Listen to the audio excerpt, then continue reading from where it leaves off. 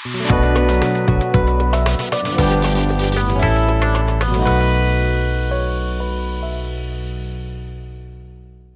ini pun harus dikembangkan. Kalau enggak, ya akan selalu begitu terus.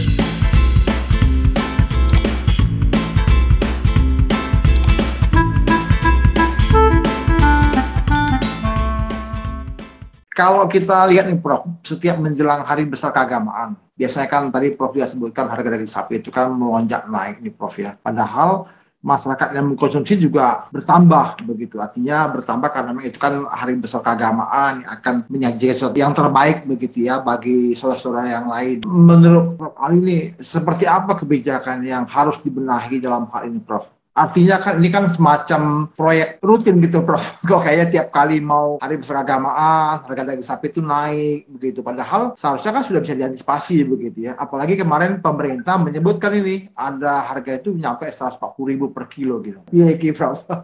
Apa nih kebijakan yang mungkin harus dibenahi Prof supaya kemudian pasokannya cukup, kemudian ada demand-nya yang meningkat, tapi juga bisa dipenuhi dengan pasokan yang tidak juga terlalu langka begitu, Prof. Moga, Prof. Ya, sebenarnya fenomena-fenomena peningkatan permintaan itu kan sudah bisa kita proyeksikan, sudah kita bisa deteksi. Karena permintaan daging itu biasanya seperti daging sapi ya, itu seiring dengan hari-hari besar keagamaan, misalnya selama bulan puasa, dilanjut Idul Fitri, mungkin kalau Idul Adha itu permintaan hewan-hewan kurban. Ya, kalau nanti masuk Natal dan Tahun Baru itu juga hari-hari besar keagamaan yang orang cenderung mengadakan masak-masak atau pesta-pesta. Kemudian biasanya kalau bulan tertentu ya misalnya itu ada hajatan-hajatan bagi mayoritas masyarakat Indonesia, entah itu sunatan atau pernikahan. Nah, itu kan biasanya ada pesta-pesta dan pesta-pesta itu secara khusus ada sajian-sajian berbasis produk peternakan,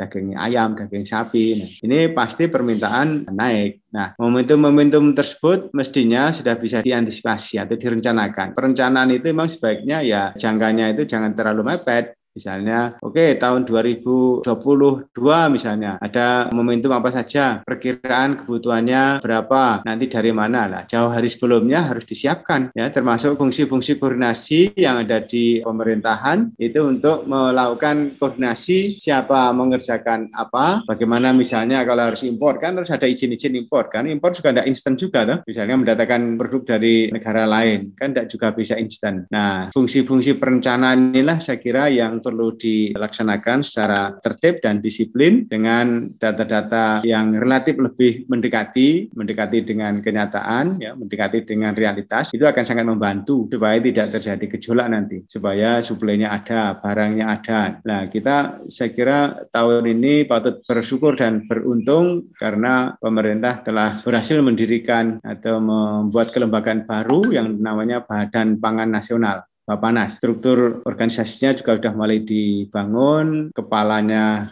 yang bertanggung jawab untuk menjalankan tugas dan fungsi Badan Pangan Nasional juga sudah mulai ada. Nah, mudah-mudahan peran penting dari keberadaan Badan Pangan Nasional ini mulai waktu-waktu ini dan waktu-waktu yang akan datang itu bisa lebih efektif produktif dalam menjaga stabilitas suplai maupun harga dan keterjangkauan termasuk distribusinya bagi masyarakat Indonesia. Kalau tidak salah ada 9 bahan pangan penting itu. Di antaranya ada daging sapi, daging ayam, dan telur. Saya kira itu jadi pekerjaan rumah yang perlu segera dirancang, direncanakan, tentu dengan langkah-langkah yang strategis dan taktis. Kalau berhasil koordinasi dengan baik, saya kira kita tidak terkaget-kaget nanti, Mas Raja. Misalnya, ini tiba-tiba langka, tiba-tiba nggak ada. Nah, itu saya kira. Pemerintah punya semua infrastruktur yang memungkinkan itu dilakukan. Tata kelola yang lebih baik lah. Ya, menarik, Prof. Karena memang kebutuhan daging itu kan menjadi sangat tinggi ya, Prof. Dan memang sangat dibutuhkan oleh masyarakat. Jadi Prof. Ali sudah sebutkan bahwa harus ada juga antisipasi yang lebih dini begitu ya. Apalagi ini satu perilaku yang berulang setiap tahunnya begitu. Lalu kalau kita lihat dari kebijakan itu, Prof, kira-kira apa sih yang tadi Prof juga sampaikan juga, apa yang harus dilakukan oleh pemerintah gitu. Nah, saya ingat waktu itu pernah Prof Ali menulis satu buku, Prof, berjudul Jihad Pangan gitu, Prof ya. Kalau saya nggak salah itu ada juga terkait dengan beberapa hal yang diperlukan masyarakat, terutama ya kalau kita bilang pangan termasuk juga daging gitu ya. Selain juga beras, minyak goreng dan seterusnya begitu. Nah, Kalau boleh sedikit Prof kasih bocoran nih kepada kita, nanti mungkin sahabat literasi ada yang membaca buku ini, mencari buku ini. Nah, apa sih Prof yang Prof Ali ungkap dalam buku Jihad Pangan nih Prof? Terutama dengan judulnya memang kan agaknya kan ngeri-ngeri sedap gitu Prof ya. Tapi sebenarnya ada hal yang perlu ditangkap di situ. Jihad pangan ini berarti apa nih Prof? Apa hal krusial yang Prof Ali ingin sampaikan dari buku ini Prof? Iya, sebenarnya kenapa kami menggunakan istilah jihad, kedaulatan pangan? Sebenarnya makna dari jihad itu kan artinya sungguh-sungguh. Nah, kita harus bersungguh-sungguh dalam segala urusan. Memang dalam Kamus Bahasa Indonesia, pengertian jihad itu ada yang bersungguh-sungguh dalam segala urusan. Kemudian membela diri ketika diserang. Dan ketika melakukan perang apabila agamanya diperangi. Sehingga tidak bermakna bahwa jihad ini seolah-olah kok seperti ekstremis, radikalis, teroris. Tapi sebenarnya itu kegalauan saya. Kenapa sampai menggunakan istilah jihad itu? Supaya orang itu punya semangat yang menyala, semangat yang bersungguh-sungguh dengan memohon ridho kepada Tuhan Yang Maha Kuasa. Karena urusan pangan ini urusan yang sangat penting. Urusan sangat penting sekali. Di dunia ini tidak ada negara bangsa yang tidak memperhatikan urusan pangannya. Karena urusan pangan ini kan urusan hidup matinya suatu bangsa. Oleh karena itu saya menyebut kata jihad itu maksudnya kita harus bersungguh-sungguh ini, tenanan ini, serius ini. Nggak boleh main-main ini, nggak boleh setengah-setengah ini. Karena apa? Ini kewajiban kita semua. Ya, tidak hanya kewajiban pemerintah, tapi juga ada kewajiban masyarakat, semua yang terlibat di situ, karena setiap orang kan butuh pangan ini, butuh makan. Kalau makanan kita, pangan kita itu mengandalkan pasokan dari luar negeri, impor dari negara lain, betapa rawannya kita ini. Nah, selama pandemi 2 tahun ini, kita merasakan betul betapa urgensinya kemandirian pangan. Ketahanan pangan bisa, tapi kemandirian pangan sangat urgent. Karena apa? Bisa jadi negara-negara yang surplus produksi pangan, belum tentu mengizinkan untuk punya cadangan pangannya itu diekspor. Nah, dalam konteks ini kita harus punya cadangan pangan, punya lumbung pangan. Kalau nanti misalnya ada paceklik, entah itu musim kemarau, musim hujan, bencana, kalau kita tidak punya cadangan pangan gimana? Ini kan masalah. Zaman kerajaan-kerajaan masa lampau itu, bagaimana cadangan pangan secara alamiah dikembangkan. Di pedesaan-pedesaan dulu itu, kalau musim kemarau itu masih tetap punya cadangan pangan. Dalam bentuk apa? Dalam bentuk umbi-umbian yang tahan air. Misalnya ada ganyong, ada ketela, ada garut, ada yang bahasa Jawanya disebut ada polo kependem, polo kesampar, polo gumantung, itu kan karbohidrat, cadangan pangan. Kalau jagung atau padi kita sudah habis, masih ada itu. Tinggal petik, tinggal ambil, itu bisa untuk jadi cadangan pangan. Demikian juga sumber protein, masih punya ayam. Ya. Makanya di desa itu sebenarnya kan urusan ketahanan pangan, ya mayoritas desa-desa kita itu relatif tahan dalam konteks ini. Mereka hanya membeli itu garam misalnya ya karena nggak bisa produksi, mungkin juga minyak. Dulu nenek moyang kita itu nggak usah jauh-jauh, nenek moyang, bapak ibu saya, simbah saya, satu dusun itu, satu desa itu hampir nggak pernah beli untuk urusan pangan itu, kecuali garam karena dia nggak bisa produksi karena jauh dari laut ya, jauh dari pantai. Tetapi minyak membuat sendiri, karena ada pohon kelapa, jadi bisa membuat minyak dari kelapa. Kemudian sayur-sayuran itu sudah ada di kebun semuanya, di ladang, di sawah. Semuanya ada bahan pangan di sana. Kalau pas panen punya cadangan untuk musim kemarau, sehingga digantung itu, dikeringkan itu masih dalam bentuk gabah-gabah dan jagung-jagung yang enggak dikupas kelobotnya itu untuk cadangan. Belum punya ganyong, punya umbi ketela pohon itu di ladang, sehingga cadangan pangan orang kampung, orang desa itu sebenarnya. Nah, sekarang dengan kemajuan yang begitu pesat saat ini, kita perlu agak khawatir. Kenapa? Kita ini tidak punya cadangan pangan yang cukup. Kemarin saya diskusi dengan Kepala Badan Pangan, cadangan pangan kita sebenarnya untuk berapa lama ini? Karena tidak lebih dari 3 bulan. Nah, kalau cadangan pangan kita nggak lebih dari 3 bulan, misalnya ada pandemi, ada ini, wah bisa bahaya, itu bisa kelaparan tuh bangsa Indonesia.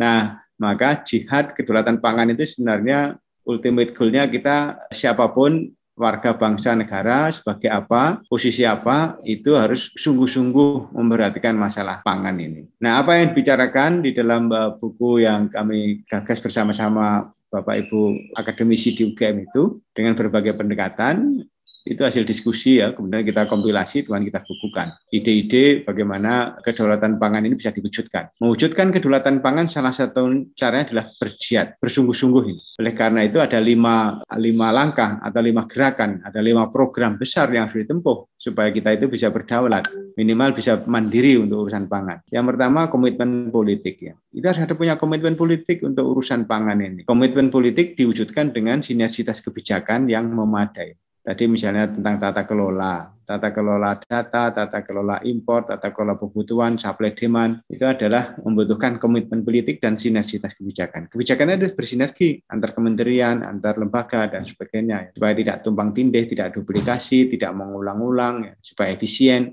luas lentur dalam birokrasi. Ya. Ini pilar yang pertama. Ini gerakan yang pertama ini harus ada komitmen politik dan sinergitas kebijakan.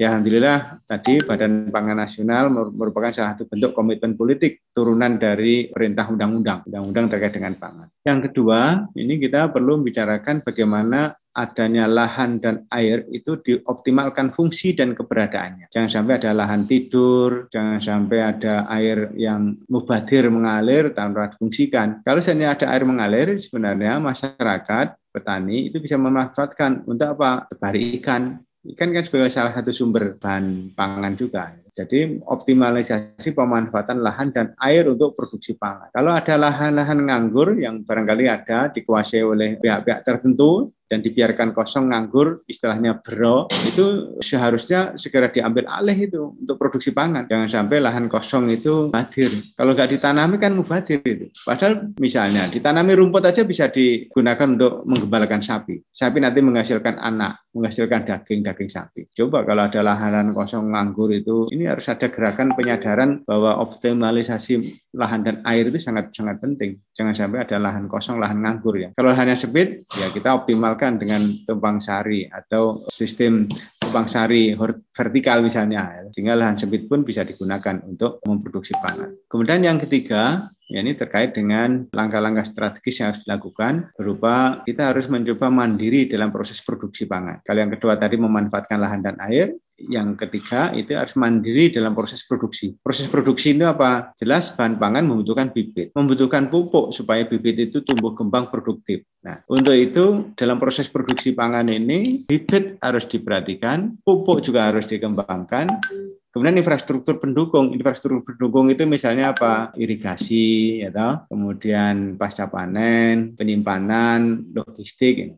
Jadi pemandirian proses produksi pangan itu kita harus mandiri. Setidaknya urusan bibit dan urusan pupuk. Kita pupuk juga banyak mengandalkan impor seperti amoniak, bahan baku pupuk urea itu kan impornya dari bahan bakunya. Amoniak kita impor juga tidak sedikit. Sementara kita itu punya produksi pupuk organik lewat sapi, kambing, domba, ayam. Itu kan salah satu sumber pupuk organik yang itu bisa mandiri itu nanti. Kalau peternak punya itu, mungkin tidak perlu mengandalkan pupuk kimia. Kalaupun memerlukan jumlahnya mungkin tidak terlalu banyak. Nah, bibit dengan demikian juga. Kemudian yang keempat, saya kira kita juga perlu membudayakan pola-pola pangan yang tidak seragam dari Sabang sampai Merauke. Pola pangan Nusantara ini harus dikembangkan melalui diversifikasi pangan. Ya. Daerah-daerah yang kaya sagu misalnya, ya karbohidratnya berasal dari sagu. Supaya apa? Tidak mengandalkan beras. Dan di sana kalau nggak nanam beras, kok makan beras kan sama aja. Maka upaya-upaya mempromosikan makan yang ditanam dan nanam yang dimakan itu menjadi penting itu. Atau yang ada di sekitar kita. Kalau enggak, nanti bahaya. Masa kita akan kelaparan, padahal sebenarnya di depan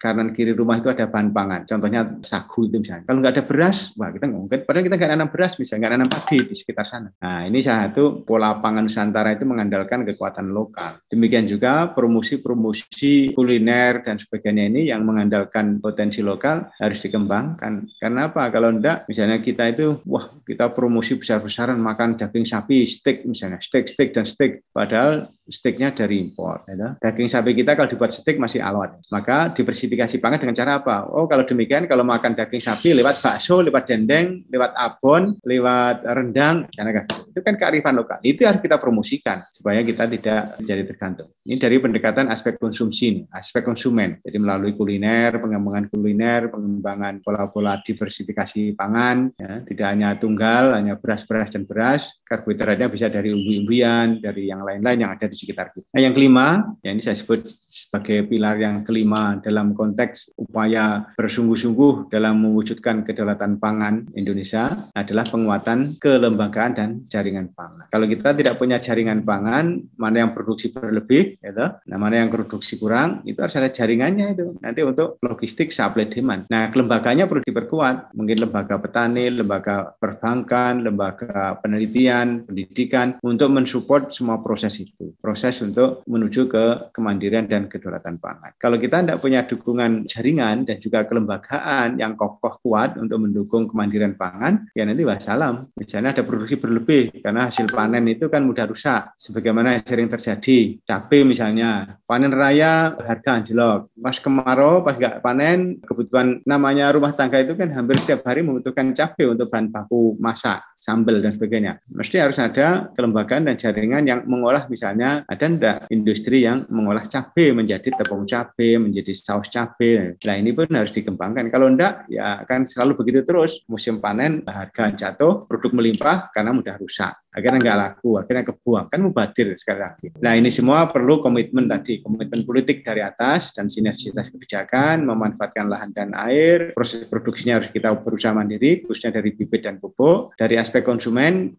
dan perilaku konsumen itu juga didorong melalui diversifikasi pola konsumsi. Nah, yang terakhir ini, ya, kelembagaan dan jaringannya harus diperkuat. Saya kira gitu, Mas Raja. Ini konsep dan gagasannya yang saya sebut dengan Pancakrida Kedaulatan Pangan Nusantara. Jadi kalau kita negara besar seperti Indonesia ini, ya, negara yang konon dikenal dengan Nusantara, akan bisa berdaulat urusan pangannya apabila menggerakkan, menjalankan 5 gerakan besar. Pancakrida. Krida itu gerakan, bergerak. Jadi seorang ngomong meneh. Jadi kita nggak perlu ngomong-ngomong lagi. Kerjakan, dan kerjakan. Nah, contoh kecil saya sudah mengerjakan melalui model bengkel sapi yang itu integrated dengan pertanian. Pupuknya kita gunakan untuk pupuk padi, pupuk sayur-sayuran, pupuk padat maupun cair dari air kencing sapi, ya, dari kotoran sapi. Nah, sapi pun juga menghasilkan anakan yang kita pelihara, sapi kurus-kurus, kita gemukkan, kita besarkan, yang nggak bunting kita buntingkan, akhirnya menjadi nilai tambah. Di sana ada sapi perah dan ada juga sapi pot. Nah, ini model-model itu, ini hasil diskusi 10 tahun yang lalu, sekarang saya udah nggak pengen diskusi lagi, langsung eksekusi, doing, kerjakan, gerakan, praktekkan, ya, nanti membangun jaringan. Dalam rangka membangun itu semua, itu menjalankan 5 pilar tadi, Mas Raja. Ya. Kalau belum pernah berkunjung, kapan-kapan main di bengkel sapi. Kalau enggak mungkin bisa lihat di YouTube itu ada atau di sosial media. Bengkel sapi Kalijeruk. Ini ada salah satu prototip, ya, untuk belajar mandiri di bidang pangan. Wah, menarik, Prof. Ini satu hal yang baru bagi sahabat literasi. Beberapa mungkin yang baru dengar. Ini menjadi satu hal yang perlu diperhatikan sahabat literasi. Ada 5 poin, yaitu Pancakrida yang disampaikan oleh Prof. Ali Agus tadi. Intinya bagaimana mengkolaborasikan semua pihak, semua kebijakan untuk satu tujuan, yaitu membangun Indonesia.